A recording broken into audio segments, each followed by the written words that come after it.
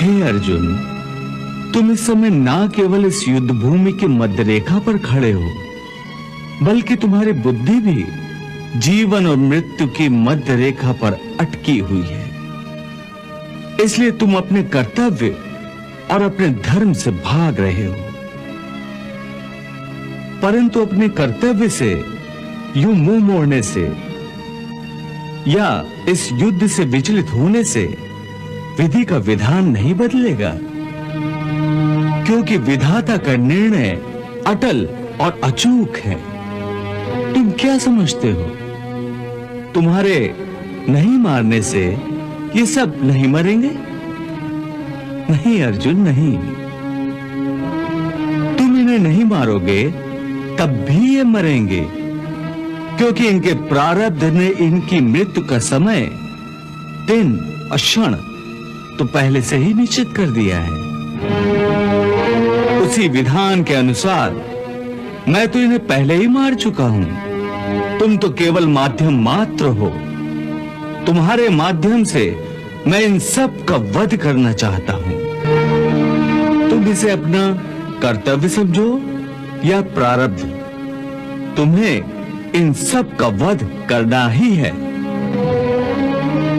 मैं क्या करूं मधुसूदन? अपने मन को कैसे मारूं? अपनी भावनाओं को अपने ही पैरों तले कैसे रौंद डालूं? बताओ मधुसूदन, मैं क्या करूं? हे पार्थ, धर्म के रास्ते से हटाने वाली भावनाओं का त्याग करो। भावनाओं के समुद्र में डोलने के बदले तैरना सीखो। तुम तो एक कीर्तिमान पुरुष हो। अपनी निर्बलता का यूं प्रदर्शन करके तुम अपनी कीर्ति को नष्ट मत करो। एक वीर पुरुष के लिए उसकी कीर्ति का नष्ट होना उसकी मृत्यु के समान है। इसलिए युद्ध करो पार्थ, युद्ध, और अपनी कीर्ति, अपने कर्तव्य और अपने धर्म की रक्षा करो। अकीर्तिम चापि भूतानि कथयिष्यन्ति ते व्याम संभावितस्य चा कीर्तिर मरणात् अतिरिच्यते। इस धर्म युद्ध में यदि तुम मारे भी गए तो तुम्हें वीर गति प्राप्त होगी। तुम मर कर भी अमर कहलाओगे। इसलिए युद्ध करो। हतो वा प्राप्स्यसि स्वर्गम जित्वा वा भोक्ष्यसे महीम तस्माद् उत्तिष्ठ कौन्तेय युद्धाय कृत निश्चय। हे वासुदेव, तुम तो जानते हो कि मुझे अपनी मृत्यु की चिंता तिल भर भी नहीं है।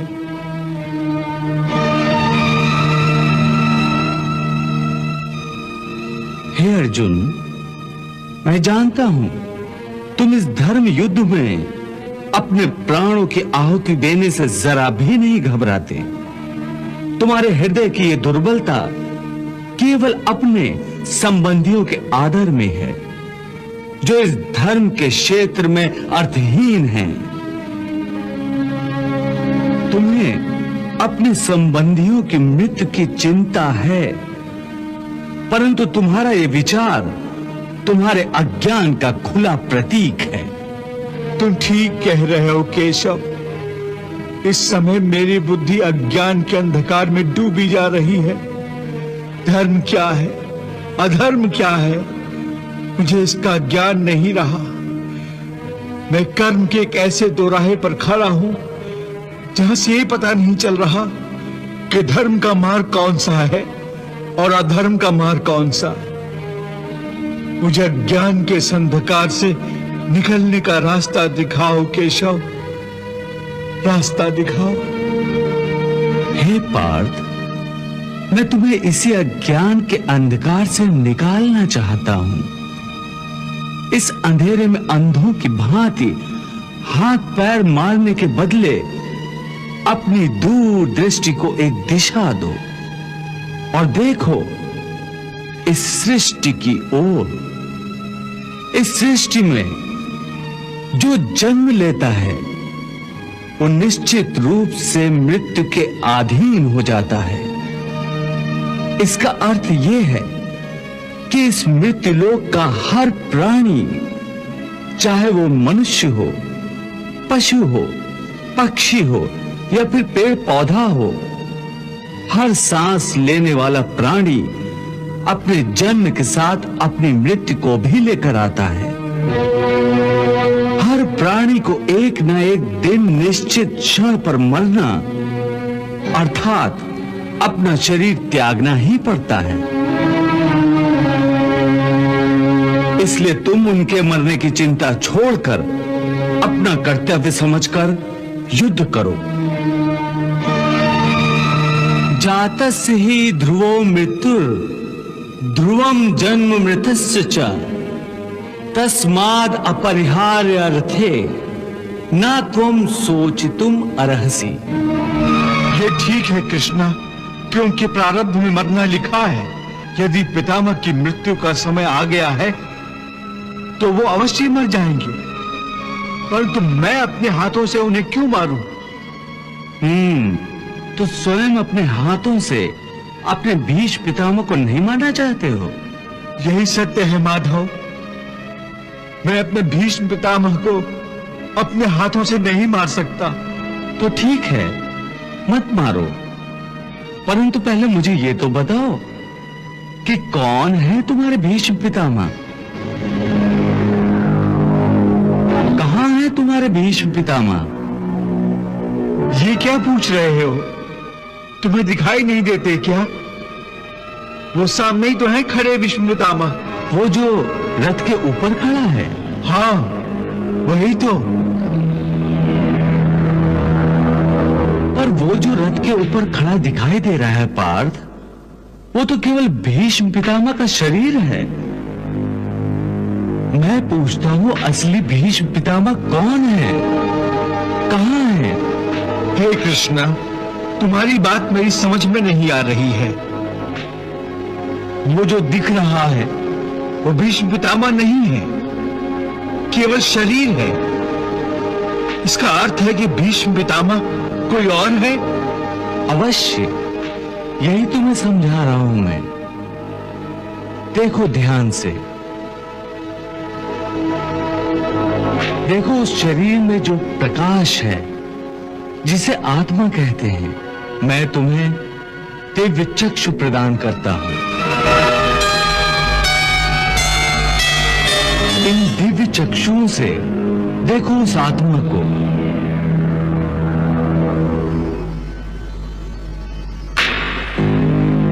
जो शरीर के अंदर आत्मा है, जो प्रकाश है, वही है असली भीष्म पितामह। दिखाई दे रही है उनकी आत्मा? हाँ केशव, बहुत अच्छा। अब देखो, यदि मैं अपने सुदर्शन चक्र से भीष्म पितामह का शरीर काट दूं, तो केवल उनका शरीर मरेगा, परंतु उनकी आत्मा का प्रकाश नहीं बुझेगा। देखो, मैं तुम्हारे इन दिव्य चक्षुओं को ये दृश्य सजीव करके दिखाता हूं।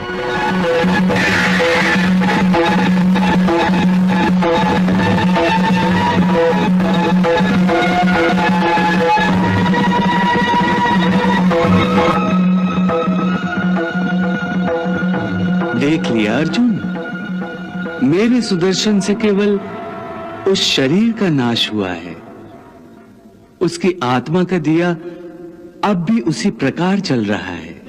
हे कौन्ते, इस परम सत्य को अच्छी तरह समझ लो कि विश्व में केवल शरीर नाशवान है, किंतु आत्मा अविनाशी है।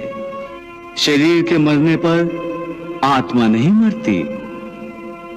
आत्मा न कभी जन्म लेती है और न कभी मरती है।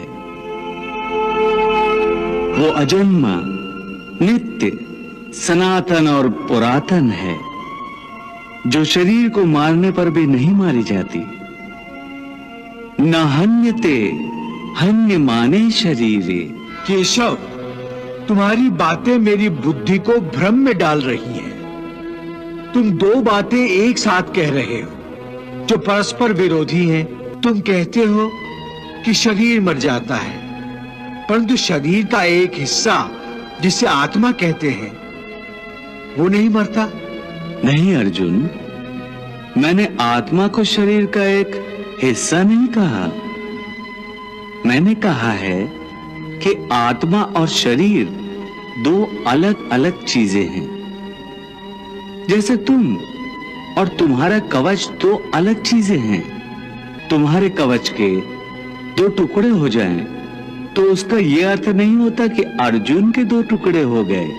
जिस प्रकार तुम और तुम्हारा कवच दो अलग अलग वस्तुएं हैं, या तुम और तुम्हारा ये रथ दो अलग अलग वस्तुएं हैं, उसी प्रकार मनुष्य का शरीर और उसकी आत्मा दो अलग अलग वस्तुएं हैं। यूं समझ लो कि जिस रथ में अर्जुन बैठा है वो रथ अर्जुन नहीं है। अर्जुन तो वो है जो रथ में बैठा हुआ रथी है। ये ठीक है माधव कि अर्जुन रथ नहीं है। अर्जुन मैं हूं जो रथ में बैठा हुआ है। तुम्हें रथ के टूटने का शोक नहीं होगा, परंतु अर्जुन के मरने का तो शोक होगा ही। अर्जुन, तुम्हारी बातें सुनकर मुझे तुम्हारी बुद्धि पर हंसी आ रही है। अपनी तरफ से तुम बड़े पंडितों और ज्ञानियों जैसी ऊंची ऊंची बातें कर रहे हो, परंतु तुम्हें यह पता नहीं कि जो सचमुच ज्ञानी होते हैं वो ना उनका शोक करते हैं जो मर गए हैं, और न उनका शोक करते हैं जो अभी नहीं मरे हैं, क्योंकि वो जानते हैं कि जो मर गया है वो फिर जन्म लेगा, और जो अभी जीवित है वो अवश्य मर जाएगा। मरने वाला फिर जन्म लेगा, क्योंकि केवल शरीर का नाश होता है। शरीर के अंदर जो आत्मा है वो कभी नहीं मरता।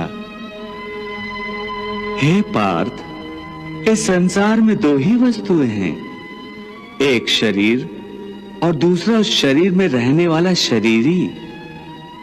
जो शरीर में रहने वाला आत्मा रूप शरीरी है वो कभी मरता नहीं, और जो शरीर है वो सदा रहता नहीं। आत्मा एक शरीर छोड़ता है और दूसरा शरीर धारण कर लेता है। बिल्कुल वैसे ही जैसे मनुष्य पुराने कपड़े उतार कर नए कपड़े धारण कर लेता है। वासांस जीर्णानि यथा विहाय नवानि गृह्णाति नरोपराणि तथा शरीराणि विहाय जीर्णान्य अन्यानि संन्याति नवानि देहि।